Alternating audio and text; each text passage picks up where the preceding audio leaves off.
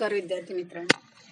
मागच्या तासिकेला आपण प्रकरण 3 भारतातील ताम्रपाषाणयुगीन गाव वसाहती ते सुरू केलं होतं. त्यामध्ये आपण भारतातील ताम्रपाषाणयुगीन संस्कृतींची माहिती घेतली होती. राजस्थानातील आहाड किंवा बनास संस्कृती तिला म्हणतात, त्या संस्कृतीची माहिती घेतली होती. त्यानंतर गणेश्वर जोधपुरा संस्कृती, गंगेच्या खोऱ्यातील गेरू रंगाची भांडी वापरणाऱ्या आणि ताम्रनिधी वापरणाऱ्या लोकांची संस्कृती, त्यानंतर मध्य प्रदेशातील कायथा आणि माळवा संस्कृतींचा आढावा आपण मागच्या तासिकेला घेतला होता. आजच्या तासिकेला आपण गुजरातमधील ताम्रपाषाणयुगीन संस्कृतीचा आढावा घेणार आहोत. त्या गुजरातमधील ताम्रपाषाणयुगीन ग्रामवसाहतींचा काळ साधारणपणे हडप्पा संस्कृतीचा पूर्व हडप्पा ते उत्तर हडप्पा या तीनही टप्प्यांशी मिळता जुळता असलेला कालखंड दिसून येतो. गुजरातमध्ये गारगोटीच्या वर्गातील मौल्यवान खड्यांचे स्रोत मोठ्या प्रमाणात आहेत. त्याचा उपयोग करून रंगीबेरंगी मणी बनवणे हा हडप्पा संस्कृतीतील लोकांचा मोठा उद्योग होता. हे खडे उपलब्ध करून देण्यात गुजरातमधील नवाश्मयुगीन ग्रामवसाहतींचा मोठा वाटा असावा असा अंदाज पुरातत्वज्ञांनी व्यक्त केलेला दिसून येतो. या गुजरातमधील ताम्रपाषाणयुगीन वसाहतींच्या मातीच्या भांड्यांमध्ये कच्छ सौराष्ट्र, उत्तर गुजरात असे प्रादेशिक वैविध्य आढळते.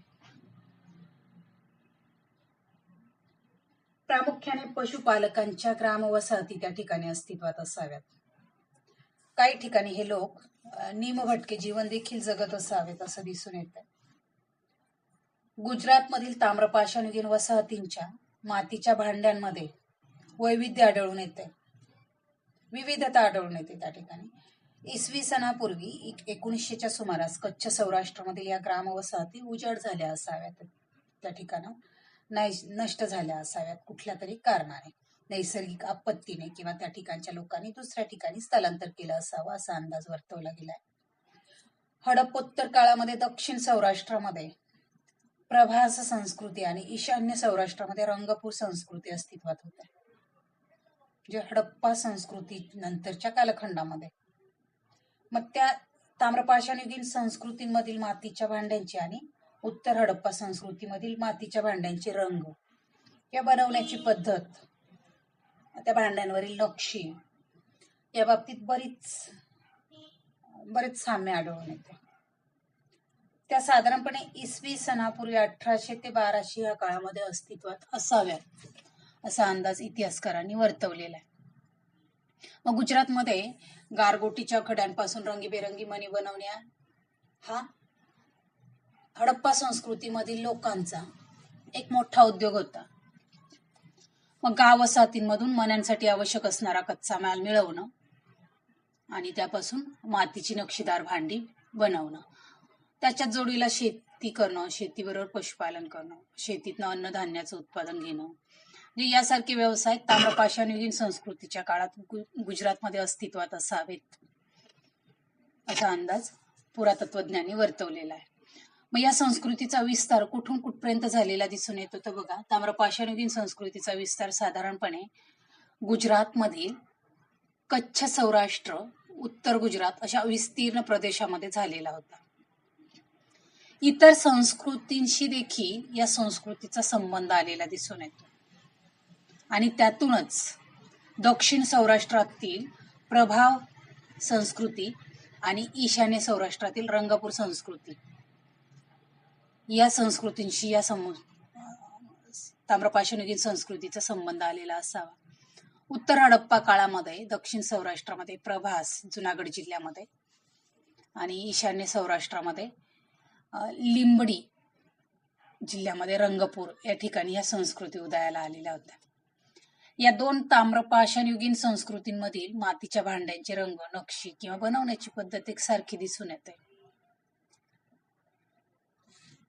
त्यानंतर जो काही ताम्रपाषाणयुगीन महाराष्ट्र होता, ह्या ताम्रपाषाणयुगीन महाराष्ट्रामध्ये उत्तर हडप्पा संस्कृतीचे लोक पोहोचले होते. त्याचा पुरावा दायमाबाद या ठिकाणी सापडलेला.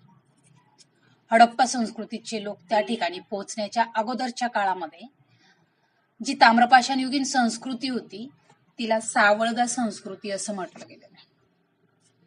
सावळदा हे धुळे जिल्ह्यात असलेलं गाव आहे. तापी नदीच्या काठावर, तापी नदी किनारी प्रदेशामध्ये सावळदा गाव आहे आणि म्हणून तिला सावळदा संस्कृती असे म्हणतात. त्यानंतरच्या काळात तेथे अनुक्रमे माळवा आणि जोरवे संस्कृतीचे अवशेष सापडलेले आहेत किंवा दिसून आलेले आहेत. या संस्कृतीचा उगम उत्तर महाराष्ट्रातील मध्याश्मयुगीन लोकांचा सौराष्ट्रातील हडप्पा संस्कृतीच्या लोकांशी आलेल्या संपर्कातनं झालेला असावा. कारण धुळे जिल्ह्यातील कावठे या स्थळाच्या उत्खननामध्ये सापडलेल्या ज्या शंखाच्या वस्तू आहेत त्या शंखाच्या वस्तू महाराष्ट्रातील हडप्पा संस्कृतीच्या लोकांशी असलेल्या विनिमयाचा पुरावा आहे. त्यानंतर दायमाबाद येथील या संस्कृतीचे लोक होते ते मातीची भांडी घडवायचे, पण ती चाकावर घडवत असावेत असं आढळून आलेले. त्या भांड्यांवरील नक्षींमध्ये तिरागरे, माशांचे गळ, वेगवेगळ्या प्रकारचे प्राणी यांच्या आकृतींचा किंवा चित्रांचा समावेश दिसून येतो. याशिवाय तांब्याच्या वस्तू, हाडांपासून बनवलेली तिरागरे, खड्यांचे मणी, दगडी पाटे, वरवंटे या वस्तू सुद्धा त्यांच्या वापरात असाव्या असं आढळून आलेले.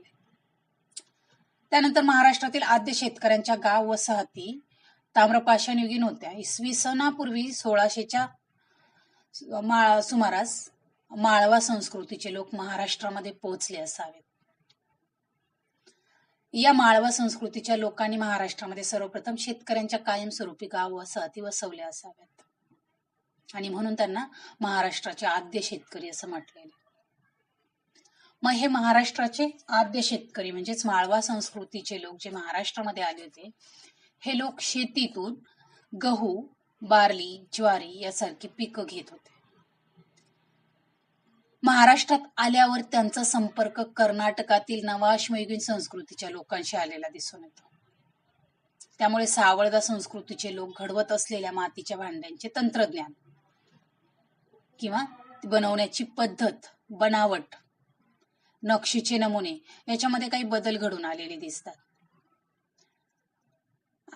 आणि जोरवे संस्कृती या नावाने ओळखली जाणारी नवीन संस्कृती त्या ठिकाणी उदयाला आलेली दिसून येते. अहमदनगर जिल्ह्यातील जोरवे येथे ही संस्कृती सर्वप्रथम उजेडात आली म्हणून तिला जोरवे संस्कृती असं म्हटलं गेलं. महाराष्ट्रातील ताम्रपाषाणयुगीन संस्कृतीचा विस्तार साधारणपणे तापी, गोदावरी आणि भीमा या नद्यांच्या खोऱ्यामध्ये झालेला दिसून येतो. पुणे जिल्ह्यातलं शिरूर तालुक्यातील इनाम गाव या ठिकाणी विस्तृत उत्खनन झालं आणि त्या ठिकाणी झालेल्या विस्तृत उत्खननामुळे माळवा आणि जोरवे संस्कृती या संस्कृतीतील लोकांच्या जीवनाबद्दल सविस्तर माहिती उपलब्ध झालेली दिसून येते. मग कोणकोणत्या ठिकाणी उत्खनन झालेलं आहे तर साधारणपणे दायमाबाद, प्रकाशेन, जिल्हा नंदुरबार या ठिकाणी. त्यानंतर पुणे जिल्ह्यामध्ये चांडोली, सोनगाव, इनामगाव, वाळकी. त्यानंतर अहमदनगर जिल्ह्यामध्ये नेवासे आणि नाशिक जिल्ह्यामध्ये पिंपळदर या ठिकाणी उत्खनन झालं आणि माळवा आणि जोरवे संस्कृतीमधील लोकांच्या जीवनाबद्दल माहिती उजेडात आली. मग ह्या माळवा संस्कृतीतील लोकांची घरे त्यावेळेच्या ही आयताकृती असावीत आणि ऐसपैस असावीत. घरांच्या भिंती या कुडाच्या असाव्यात. एकच मोठं घर आणि त्यामध्ये आडभिंत घालून घराचे 2 भाग केलेले दिसून येतात किंवा जमिनीमध्ये गोल खड्डा करून झोपड्या उभारलेल्या दिसतात. त्यालाच गर्तावास असं म्हटलं गेलेलं आहे. धान्य साठवण्यासाठी या लोकांनी विशेष खास करून जागा केलेली असायची. त्यामध्ये धान्य कोठीमध्ये ठेवलं जायचं. मग ती कोठी ठेवण्यासाठी एक गोल ओटा बांधलेला होता, तो दिसून आलेला आहे. किंवा 4 पायांचे रांजण, ते रांजण ठेवण्यासाठी टेकूचे 4 चपटे दगड आणि चुन्याने लिंपलेले बळद हे उत्खननामध्ये सापडलेले आहे. म्हणजे यासारख्या गोष्टींवरून घरांमध्ये दीर्घकालीन साठवणूक करण्यासाठी सोय केलेली आढळून येते. त्यानंतर या माळवा संस्कृतीकालीन लोकांची जी भांडी होती ती पिवळसर रंगाची होती आणि त्यावर तपकिरी रंगात नक्षी काढलेली होती आणि भांड्यांचा जो पोत होता तो खरभरीत आढळून आलेला आहे. नंतरचे जो पूर्व जोरवे संस्कृतीचा कालखंड आहे, इसवी सन पूर्व 1400 ते 1000 या काळातील लोकांची घरं चौकोनी होती, प्रशस्त होती आणि एकापेक्षा अधिक खोल्यांची घरं आढळून आली. जमिनीमध्ये गोल खड्डा करून त्यावर उघडलेल्या झोपड्यांची संख्या मात्र नगण्य होती, म्हणजे कमी प्रमाणात गर्तावास आढळून आलेले या कालखंडामध्ये. गाव प्रमुखाचे घर मध्यवर्ती जागेत 5 खोल्यांचे होते आणि त्या ठिकाणी सगळ्या सोयी सुविधा गाव प्रमुखासाठी केलेल्या असाव्यात तसं आढळून आलेलं. मातीची भांडी त्या काळात जी तयार केली जात होती ती खणखणीत भाजलेली होती, तिचा दर्जा चांगला होता आणि म्हणून ती भांडी वाजवली की त्या वाजवल्यानंतर त्या भांड्यांचा नाद धातूच्या भांड्यांप्रमाणे येतो, म्हणजे जणू काही ती मातीची भांडी आहेत की एखाद्या धातूची ते लवकर लक्षात येत नाही. या भांड्यांचा रंग लाल आणि काळ्या रंगाने नक्षी त्यावर काढलेली आढळून आली. मध्यभागी कंगोरे असलेलं वाडगं सापडलेलं आहे.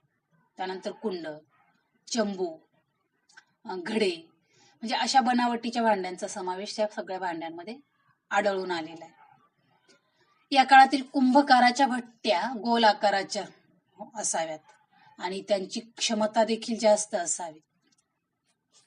इनामगाव हे इतर गावांना मातीची भांडी पुरवणारं केंद्र असावं, म्हणजे इनामगाव मधूनच इतर गावांना गाव वसाहतींना भांडी पुरवली जात असावी. पूर्व जोरवे काळामध्ये इनामगावमध्ये नदीला कालवा काढून नदीचे पाणी साठवण्याची सोय केलेली दिसून येते. सिंचनासाठी या कालव्यातील पाण्याचा वापर केला जात असावा आणि गाव प्रमुखाकडे पाणी वाटपाचे अधिकार असावेत. हे गाव प्रमुख पद वंश परंपरागत होतं आणि ते दर्शवणारी दफने या गाव प्रमुखाच्या घरालगत आढळून आलेली, ती वेगळ्या पद्धतीची, इतर दफनांपेक्षा वेगळ्या पद्धतीची आढळून आलेली. या ठिकाणी देखील धान्य साठवण्यासाठी घराच्या बाहेर बरीच बळद, ज्याला आपण कोठ्या म्हणूया, आढळून आलेल्या. हे शेतकरी शेतीमधून गहू, बार्ली, ज्वारी, मसूर, कुळीथ यासारखी पिकं घेत असावेत. गाव प्रमुखाची दफन घराजवळच असायची, ती वेगळ्या पद्धतीची होती. साधारणतः जमिनीमध्ये खड्डा खणून मृत व्यक्तीला उताण्या अवस्थेत पुरलं जात होतं. कधी कधी मृत व्यक्तीला एका 4 पायाच्या फुगीर पोटाच्या रांजणामध्ये बसलेल्या अवस्थेत पुरलं जात असा, म्हणजे दफन 2 पद्धतीने केलं जात होतं. आणि लहान मुलांसाठी म्हणजे लहान मृत बालकांना पुरण्यासाठी कुंभांचा वापर त्या ठिकाणी केला जात असावा असं उत्खलित साधनांवर आढळून आलेले. नंतरचा जो कालखंड आहे उत्तर जोरवे संस्कृतीचा, तो इसवी सन पूर्व 1000 ते 700 असा मानला गेलेला. या काळातील लोकांची घरं स्थिर स्वरूपाची आढळून आलेली नाहीये, कारण हवामानामध्ये थोडासा बदल झालेला आढळून येतोय आणि हवामानात बदल झाल्यामुळे, हवा शुष्क झाल्यामुळे लोकांना फिरस्त जीवन जगावं लागले, म्हणजे निमभटक्या स्वरूपाच्या वसाहती या कालखंडात आढळून आलेल्या. मग घरांऐवजी झोपड्यांची संख्या ह्या उत्तर जोरवे काळात वाढलेली दिसून येते आणि ह्या झोपड्या गर्ता वासाहून थोड्या वेगळ्या प्रकारच्या होत्या. टोकाला बांधलेला जुडगा तळाकडे पसरून तंबूप्रमाणे शंक्वाकृती आकाराच्या ह्या उत्तर जोरवे काळातील झोपड्या असाव्यात असं आढळून आलेले. या काळातील भांड्यांचे घाट हे पूर्व जोरवे संस्कृती काळातील भांड्यांसारखेच असले तरी त्याच्यावर नक्षी मात्र फारशी आढळत नाही. साधे प्लेन मातीचे भांडे या काळातील आढळून येतात. कुंभाराच्या भट्ट्या ह्या जमिनीवरच रचलेल्या आढळून येतात, ज्याला आवे असं देखील म्हटलं गेलेलं आहे. त्यानंतर भारतामध्ये महापाषाण युगाचा कालखंड जो सुरू होतोय तो इसवी सन पूर्व 700च्या नंतर. कारण हवामानामध्ये बदल झालेला होता. हवा शुष्क झाली होती. प्रतिकूल हवामानामुळे उत्तर जोरवे काळामध्ये इनामगाव पूर्णपणे उजाड झालं होतं, की ज्या इनाम गावातनं मातीच्या भांड्यांचा पुरवठा इतर गाव वसाहतींना केला जात होता. तेच इनामगाव उजाड झालेलं दिसून येतंय. तेथील लोक भटके जीवन जगायला लागलेले होते आणि त्यामुळे आकाराने मोठ्या असलेल्या शिळांचा उपयोग करून त्यांनी मोठमोठी शिलावर्तुळे उभारलेली किंवा बनवलेली दिसतात. तशी उत्खननामध्ये सापडून आलेली आणि मग ह्या शिला वर्तुळांमध्येच दफन तयार केलेली आढळून आलेली. मग या शिळा आकाराने मोठ्या होत्या, त्यामुळे त्यांना महापाषाण असं म्हटलेलं आहे. आणि ही जी शिला वर्तुळे होती, ही शिला वर्तुळे ज्या काळातील आहेत त्या काळाला महापाषाण युग असं म्हटलेलं आहे. मग ही शिला वर्तुळे अस्थि पुरण्यासाठी स्मारक म्हणून वापरली जात होती. अशी संपूर्ण जगभर शिला वर्तुळे सापडतात. त्यांची परंपरा साधारणपणे प्रागैतिहासिक काळापासून असावी असा अंदाज पुरातत्वज्ञांनी व्यक्त केलेला दिसून येतो. प्राचीन शिलावर्तुळे इसवी सन पूर्व 1500 ते इसवी सन पूर्व 500 या काळातील आहेत असं पुरातत्वज्ञांना वाटतंय. महाराष्ट्रातील शिलावर्तुळे इसवी सन पूर्व 1000 ते इसवी सन पूर्व 400 या काळातील आहेत. ती उभारणारे लोक दक्षिण भारतातून आले असावेत असा अंदाज वर्तवलेला आहे आणि ते लोहयुगातील आहेत. महाराष्ट्रामध्ये विदर्भात नागपूर, चंद्रपूर किंवा भंडारा जिल्ह्यामध्ये अनेक ठिकाणी उत्खनन केलेले आहेत. टाकळघाट, माहूरझडी, खाफा, नायकुंड अशा ठिकाणी उत्खनन केलं आणि त्या ठिकाणी मोठ्या प्रमाणात शिलावर्तुळे सापडलेली. म्हणजे अनेक शिलावर्तुळे ही प्राचीन काळातील व्यापारी मार्गावर आढळून आलेली आहेत. या काळातील कारागिरांच्या स्थिर गाव वसाहतींचे अवशेष मात्र क्वचितच सापडतात. शिलावर्तुळाच्या दफनामध्ये घोड्यांची हाडं आणि दागिने मिळाले. यावरून या काळात लोक वाहन आणि सामान लादण्यासाठी घोड्यांचा वापर करत असावेत असा अंदाज पुरातत्वज्ञांनी व्यक्त केलेला दिसून येतो. या काळात काळी आणि तांबडी मातीची भांडी या महापाषाणयुगीन काळातील लोक वापरत असावेत. ह्या महापाषाणीय संस्कृतीच्या लोकांचा भारतातील लोहयुगाच्या प्रारंभामध्ये महत्वाचा वाटा होता हे मात्र निश्चितपणे सांगता येईल. म्हणजे ह्या महापाषाण युगानंतर युगाला सुरुवात झालेली असावी असं आपण म्हणू शकतो. धन्यवाद.